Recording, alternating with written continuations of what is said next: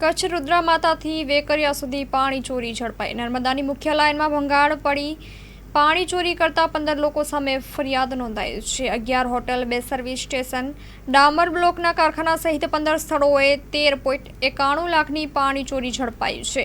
પાણી ચોરીમાં સ્થાનિક ભાજપ કોંગ્રેસના આગેવાનોની સંડોવણી હોવાનું સામે આવ્યું છે।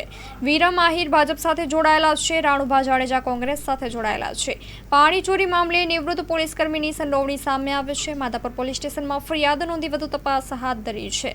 Story report by Karan Vaghela, Bhuj. માં motor driving, safe and sure driving. Driving એ શોખ સાથે આપની મોટી જવાબદારી પણ છે। અમારા ઇન્સ્ટ્રક્ટર દ્વારા સચોટ અને સરળ માર્ગદર્શન। આપની રોજની તાલીમની માહિતી મેળવીને શું અધુરાશ છે એના ઉપર પૂરું ફોકસ કરાય છે।